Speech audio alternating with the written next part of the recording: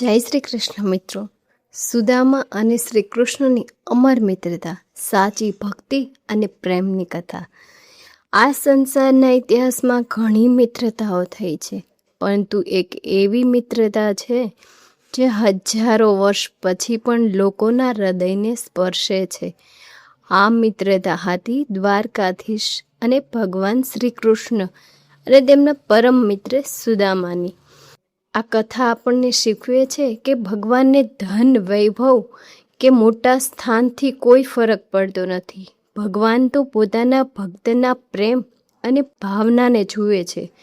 ચાલો જાણીએ શ્રી કૃષ્ણ અને સુદામાની એ દિવ્ય મિત્રતાની એક કથા.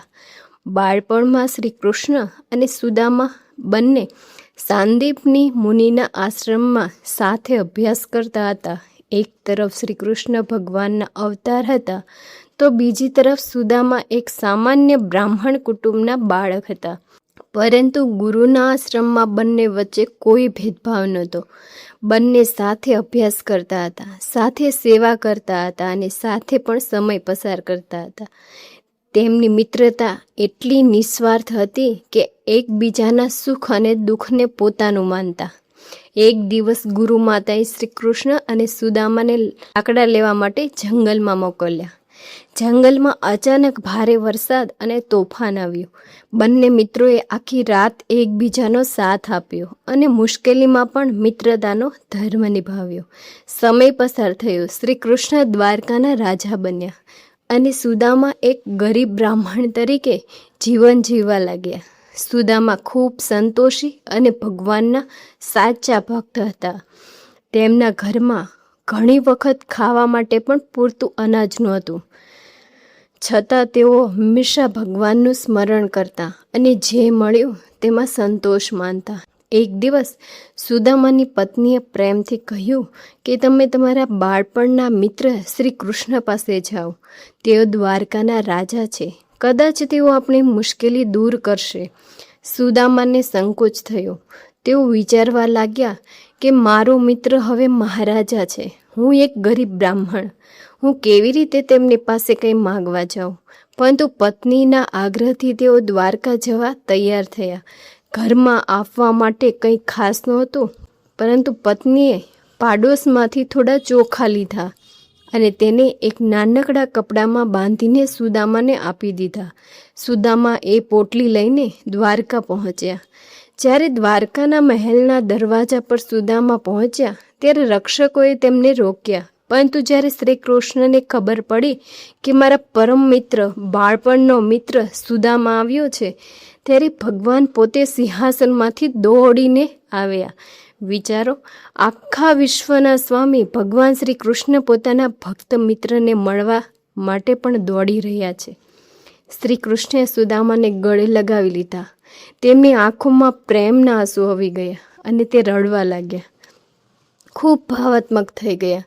ભગવાને પોતાના હાથે સુદામાના પગ ધોયા અને તેમનું સન્માન કર્યું. આ જોઈને બધા આશ્ચર્યચકિત થઈ ગયા કે જે રાજા આખા વિશ્વના સ્વામી છે, તેઓ એક ગરીબ ભક્તને આટલો પ્રેમ આપી રહ્યા છે. પરંતુ શ્રી કૃષ્ણએ પૂછ્યું, મિત્ર, મારા માટે શું લાવ્યા છો? સુદામા શરમાઈ ગયા. તેમને લાગ્યું કે આટલા મોટા મહેલમાં હું કેવી રીતે થોડા ચોખા આપી શકું. પરંતુ ભગવાન તો ભક્તનો ભાવ જાણે છે. શ્રી કૃષ્ણે પ્રેમથી તે નાનકડી પોટલી લઈ લીધી અને તેમાંના ચોખા ખૂબ આનંદથી ખાવા લાગ્યા. ભગવાન માટે તે ચોખા સામાન્ય નહોતા. તેમાં સુદામાનો પ્રેમ, શ્રદ્ધા અને નિસ્વાર્થ ભાવ હતો. શ્રી કૃષ્ણે સુદામાને કંઈ માગવાની તક જ ન આપી, કારણ કે ભગવાન જાણતા હતા કે સાચો ભક્ત પોતાના માટે માંગતો નથી. સુદામા જ્યારે ઘરે પાછા ફર્યા ત્યારે તેમણે જોયું કે તેમની નાની ઝૂંપડી એક સુંદર મહેલમાં બદલાઈ ગઈ હતી. ગરીબી દૂર થઈ ગઈ હતી, સુખ સમૃદ્ધિ આવી ગઈ હતી.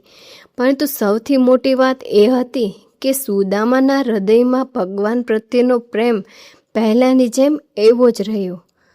આ કથા આપણને એક મોટો સંદેશ આપે છે કે ભગવાનને પ્રસન્ન કરવા માટે મોટા યજ્ઞ, મોટું દાન કે વૈભવની જરૂર નથી. ભગવાન તો હૃદયથી કરેલી ભક્તિ અને પ્રેમથી પ્રસન્ન થાય છે. સુદામાએ ભગવાન પાસે કંઈ માગ્યું જ નહીં, છતાં ભગવાને બધું જ આપી દીધું, કારણ કે ભગવાન પોતાના ભક્તની જરૂરિયાત બોલ્યા વગર પણ સમજી જાય છે. આપણે પણ જીવનમાં સુદામાની જેમ સંતોષ, શ્રદ્ધા અને ભગવાન પર વિશ્વાસ રાખવો જોઈએ.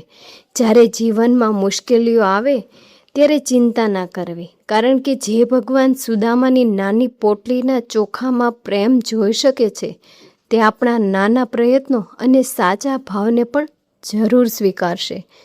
જો તમને આ વિડીયો ગમ્યો હોય તો લાઈક, શેર કરો અને આવા જ સત્સંગ સભર વિડીયો માટે અમારી ચેનલને સબસ્ક્રાઈબ કરવાનું ભૂલશો નહીં. જય શ્રી કૃષ્ણ.